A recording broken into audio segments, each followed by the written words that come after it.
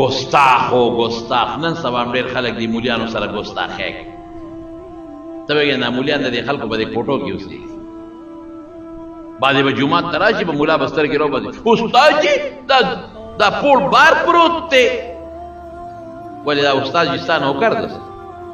د خدای ظالمه ته خو ورپسې مونځ کې د خدای ظالمه ډوټۍ کې درته ښایي، نو ته په هغه حکمونه کې پوړ به ته را درنه کې، استاد جي به نه را درنه کې.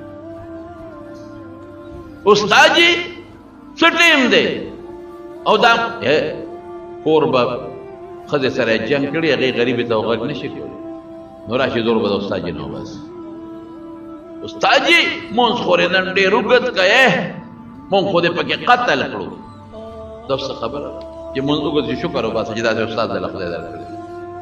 دا ګورې هر سړی نه بعضې بدبخته راځي نو په استاد جي په غریبانانو سترګې راوباسي او ځان ښیي چې که نه دی یو شی مه کوئ مه کوئ مه کوئ مه کوئ.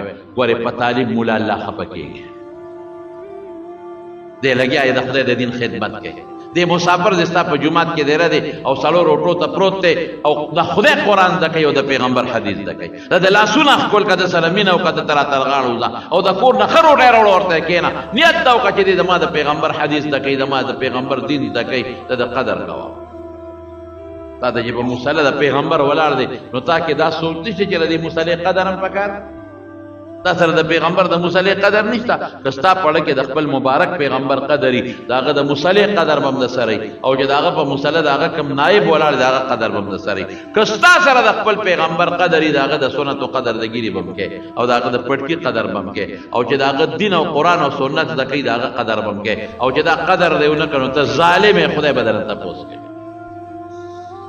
چا چې د ګیرې بې قدري کړې ده او چا چې د پټکي بې قدري کړې ده او چا چې د ملا بې قدري کړې ده او د دین بې قدري کړې ده، نو خدای وله څه موده ورکړي، مهلت وله ورکړي، پرېږده چې دی ښه ګرم شي، پرېږده چې دا ګناه ښه ډېره وکړي، ناګانې راونیسي.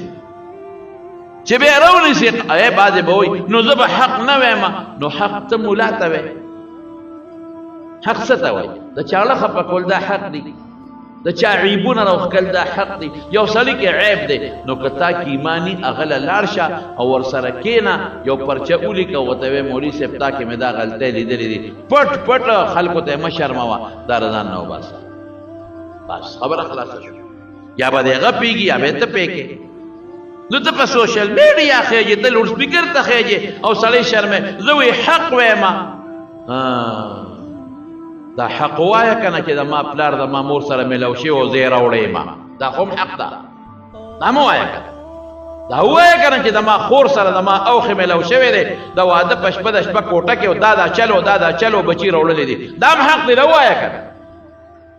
حق به نه وی چې کوم حق کې د چا بېعزتي هغه حق به نه وی، چې کوم حق یو انسان ته تکلیف رسېږي هغه به نه وی، چې کوم حق کې د انسان باندې ظلم وي دا به نه وی. راشه مخامخ کښېنه ورسره، د حق وایي، د حق مه وایه که نه چې په غسلخانه کې بېلمبل اندامونه مې داسې داسې وي، دا مه وایه که نه.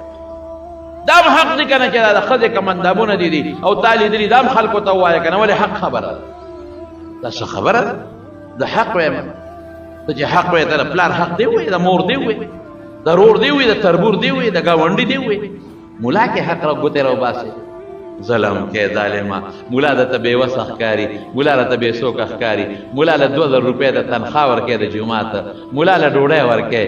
هاي هاي هاي، د خدای نه نه یېرېږې، ته خدای نه منې، ته دا سوچ نه کوې چې الله شته او زما نه به الله